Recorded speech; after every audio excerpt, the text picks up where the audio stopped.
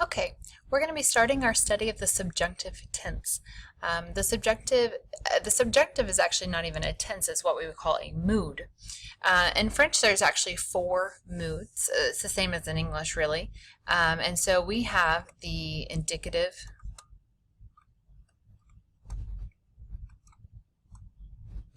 okay, hang on, what's going on here? Just going a little slow. All right, we have the indicative mood. We have the imperative, the subjunctive, and the conditional. So what do we mean by mood? That's the idea. It's like it's a feeling, it's a mood, it's an atmosphere that the tense kind of creates, and there's 4. Now within the indicative mood, there's several tenses. There's the present tense, the passé composé, the imparfait, the futur simple. These are all tenses within a mood. The idea behind the indicative is that it is use a mood for things that have happened, that are happening, that will happen. It's sure. It indicates that that happened or that it's happening. Whereas the imperative is a command.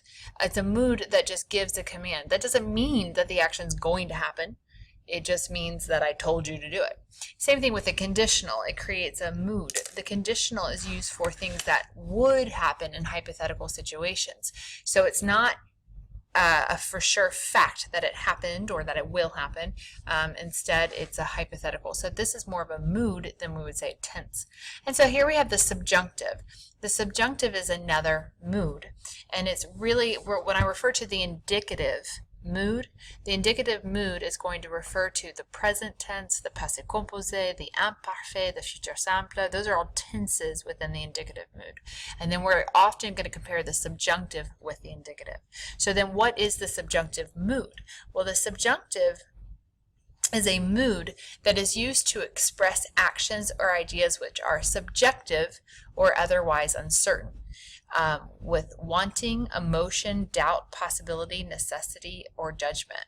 It is nearly always found in a dependent clause introduced by que, and the subjects of the dependent and main clauses are usually different. So let's kind of start with the very beginning. It's a mood that expresses an opinion or an emotion or the possibility of something. So it's no longer objective, it's no longer a certain thing. We are actually now putting a subjectivity to it. That's why it's called the subjunctive. So for example, if I said, I am not sure if Claire is coming. Well, now because I've expressed uncertainty, we need to put that Claire is coming into the subjunctive because it's not a sure thing that she's coming, and because I've expressed uncertainty, the mood of that verb needs to change. Or even if I put my opinion on it, I'm happy that Claire is coming. Well, because I've expressed my subjective opinion about it, we're going to actually put that action into the subjunctive. So it's a little bit different than English. We don't ever, we have it in English, we just don't think about it. And so our focus today is just to get an overview and to get the conjugation down. And tomorrow you'll be doing conjugation practice in class. The other thing is, because we're expressing our emotion or doubt or possibility, because we're putting that subjective spin, it is always found in the dependent clause that's been introduced by que. So if we go back to those examples I just said, I am happy that Claire is coming. Claire is coming was introduced by that. Okay? Or it is necessary that we find our passports. So because we're saying it is necessary that, notice we find was introduced by the que that would be there. And then typically the subjects of the dependent and main clauses are different. I am happy that Claire is coming. Notice in the first clause, the main clause, I am the subject, whereas in the second clause, the dependent clause, Claire is coming. So we have 2 different subjects.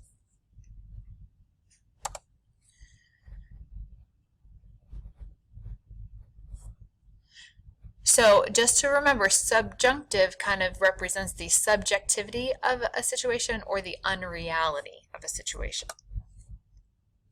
So weddings is the mnemonic device that we're going to be using to help you remember all of the things about the subjunctive. So think about the essential components of a wedding. Well, there's always 2 people getting married. So just like a wedding, the subjunctive requires 2 different subjects in 2 different clauses. So look at the example, je veux que vous soyez contente. I wish that you would be happy. And so notice here that je veux is the subject of the first clause, whereas vous is the subject of the second clause, and it's different. Another thing you need to remember about the subjunctive is that in a wedding, a ring is often used to symbolize the couple's union at a wedding. And so just like the ring, we need a conjunction, que, to join the two clauses together.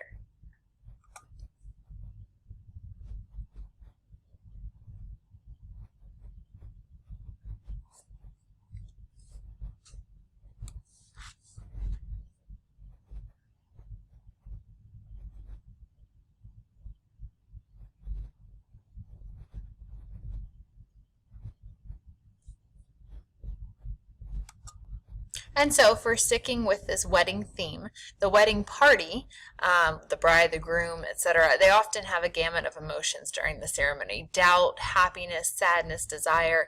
So just like that idea, the subjunctive is going to be a mood that indicates a speaker's attitude or opinion about the events expressed. And so the subjunctive is often triggered by an expression of emotion.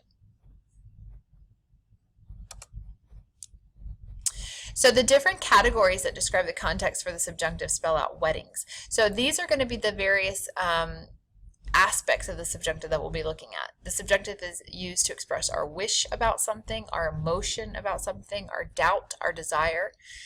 It's also used with impersonal expressions, which is what we're going to start with. And we'll explain the negative general statements and superlatives later. So before we go any further with when we use the subjunctive, let's start by looking at the tense. What makes the subjunctive a little bit difficult is that there's two different stems, and which stem you use depends on which subject pronoun you're using.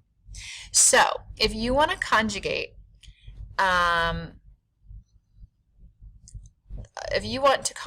subjunctive for je, tu, il, or il, any of the boot forms, you are going to look at the il form in the present tense and drop the ent.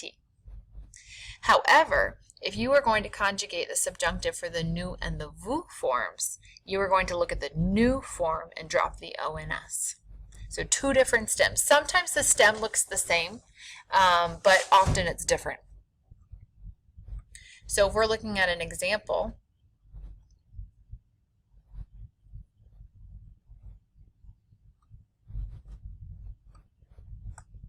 maybe. Nous dansons would be the stem for the nous and vous form, and il danse is what I would look at if I was going to conjugate the subjunctive for je, tu, il, and elle. Notice that it's different. They look very similar, but sometimes it'll look different. Then you're going to add on the subjunctive endings. All tenses have endings, so you have to memorize these, but they do look pretty familiar.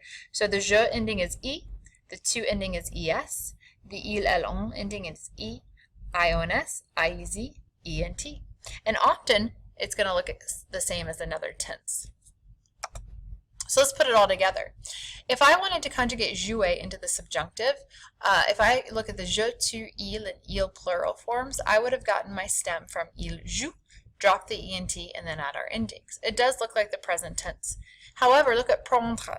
Notice that prendre is very different from the present tense. I took il prenne, I dropped the ent, and I added the e for je prenne, the s for tu prennes, the e for il prenne. But notice that the nous and vous have a different stem, because I would have looked at the nous form, nous prenons, dropped the ons, and then added ions. Yes, the nous prenions and the vous preniez looks like the imperfect. And tomorrow I have a handout. Like, if this seems a little confusing, it's a lot. We've got a handout that will work us through it.